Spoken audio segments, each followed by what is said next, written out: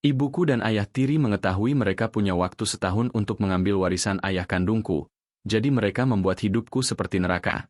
Tapi aku melakukan sesuatu yang tak pernah mereka duga. Namaku Aditya. Usia 23 tahun, baru saja lulus dari universitas dan sedang mencari pekerjaan tetap.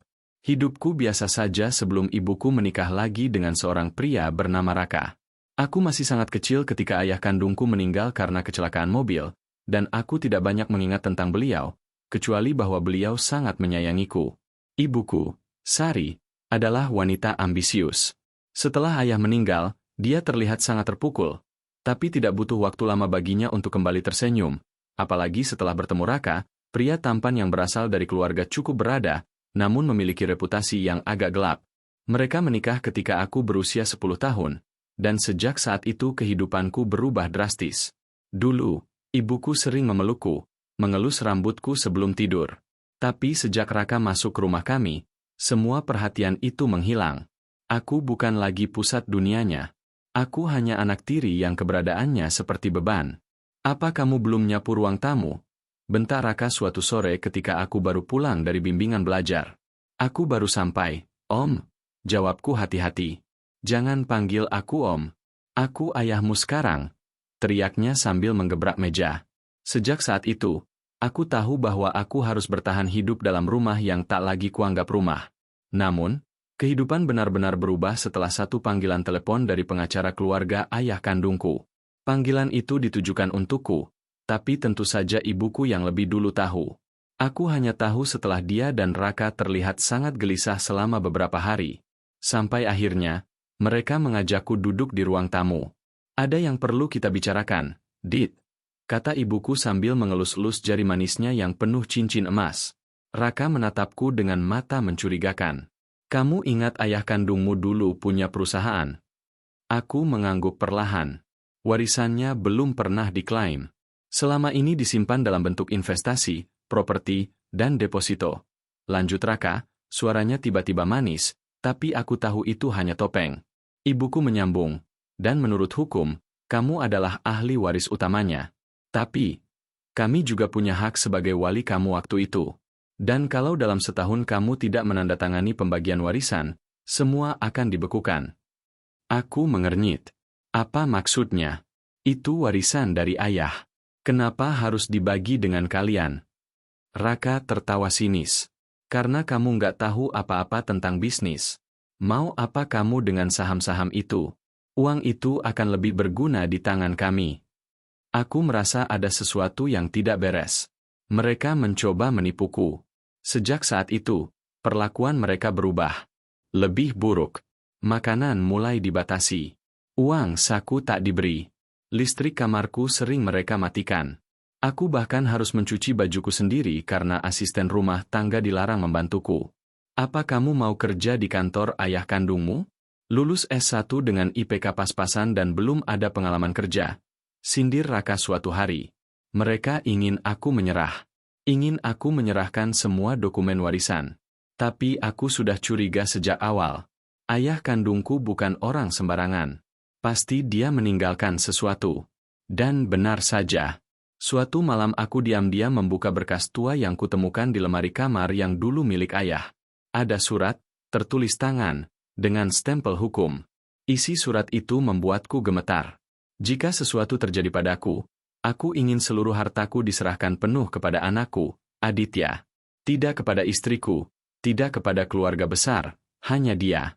Warisan ini tidak boleh disentuh oleh siapapun sampai dia berusia 24 tahun, kecuali dalam keadaan darurat dan hanya untuk keperluan pendidikan atau kesehatan. Aku menyalakan kamera ponselku dan memotretnya, lalu menyimpannya dalam drive cloud dengan sandi khusus. Aku tahu sekarang apa yang harus kulakukan.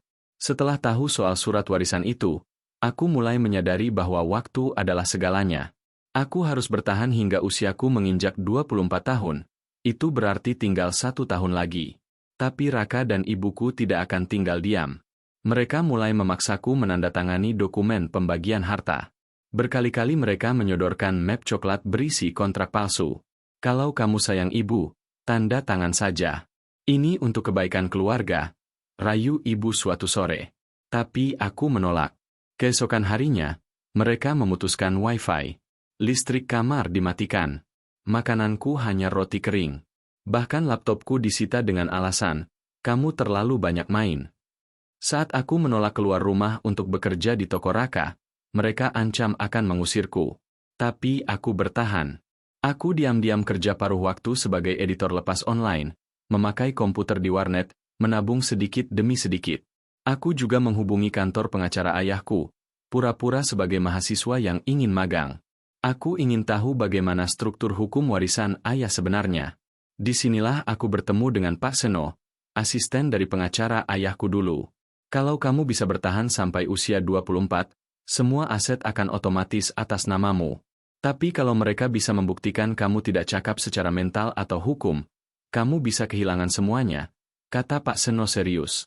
Aku mengangguk. Mereka akan mencoba menjebakku. Tapi saya sudah siap. Raka benar-benar licik. Suatu hari dia pura-pura mabuk dan sengaja memprovokasiku di rumah. Dia melempar botol ke arahku, menghina mendiang ayahku. Bapak lo itu banci. Mati karena ngebut kayak anak bocah. Lo juga bakal mati miskin. Aku tidak tahan. Aku berdiri, dan tanpa sadar aku dorong dia sampai jatuh. Itulah yang dia tunggu. Keesokan harinya, polisi datang. Aku dilaporkan melakukan kekerasan dalam rumah tangga. Tapi untung aku sudah pasang kamera tersembunyi sejak 2 minggu lalu. Aku serahkan semua rekaman itu ke polisi, dan kasusku dibatalkan. Saat itu aku tahu, aku harus keluar dari rumah itu. Aku pindah kos.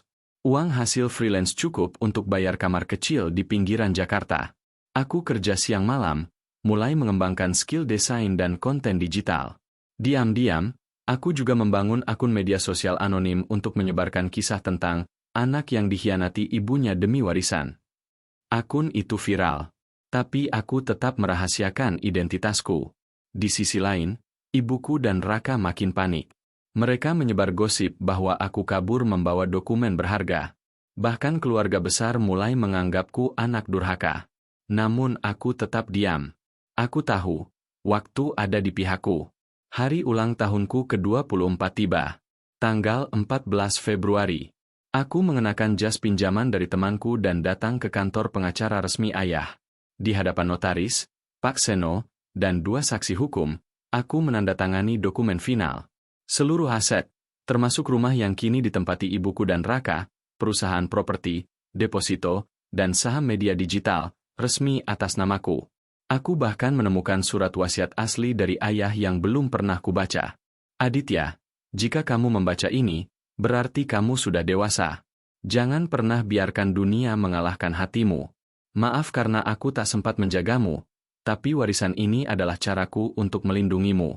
Gunakanlah dengan bijak. Jangan balas dendam, balaslah dengan pencapaian. Mataku berkaca-kaca. Namun aku juga tahu, sudah saatnya membalas apa yang mereka lakukan. Bukan dengan amarah, tapi dengan keadilan. Langkah pertama, aku menggugat ibuku dan Raka atas penyalahgunaan wewenang sebagai wali. Bukti. Semua perlakuan buruk mereka selama aku tinggal di rumah, video CCTV, rekaman suara, saksi pembantu rumah tangga, dan dokumen surat asli dari ayah. Langkah kedua, kuambil alih rumah warisan. Rumah itu atas nama ayah, dan kini milikku. Aku kirim surat penggusuran legal. Mereka punya waktu 30 hari untuk keluar. Langkah ketiga, aku publikasikan kisahku, dengan bukti lengkap, melalui media digital yang dulu kubangun secara anonim. Judul artikelnya, Anak Laki-laki yang Dibuang Ibunya Demi Uang, Kisah Nyata di Balik Warisan Ayah. Fear. Ribuan komentar mendukungku. Nama Raka hancur. Bisnis kecilnya sepi. Ibu. Ia mencoba membela diri di TV lokal, tapi publik sudah tak percaya. Sebulan kemudian, aku datang ke rumah itu. Mereka sudah mengemas barang-barang. Ibu duduk lemas di sofa. Kenapa kamu melakukan ini pada ibu? Katanya dengan suara bergetar. Aku menatapnya. Ibu yang memulai semua ini. Aku cuma melindungi apa yang menjadi hakku. Ayah percaya padaku, bukan pada orang yang menikah karena uang. Raka melotot. Kamu anak kurang ajar. Aku tersenyum kecil. Kau bisa bilang itu pada pengacara. Oh ya, ada satu hal lagi. Aku menyerahkan cek sebesar 100 juta rupiah. Gunakan ini untuk mulai hidup baru. Tapi aku tak ingin melihat kalian lagi. Aku ingin hidup tenang. Mereka terdiam. Aku pun pergi, tanpa menoleh ke belakang. Kini aku tinggal di apartemen kecil, bekerja sebagai investor muda dan konsultan bisnis digital. Perusahaan ayahku kurombak total. Aku rekrut tim profesional muda, banyak dari teman-teman kampusku dulu. Aku juga mulai membangun yayasan atas nama ayah, untuk anak-anak yang kehilangan orang tua tapi terabaikan oleh keluarga. Setiap malam aku menatap foto ayah yang kutaruh di meja kerja. Ayah, aku harap ayah bangga. Dan aku tahu, ayah pasti tersenyum dari sana.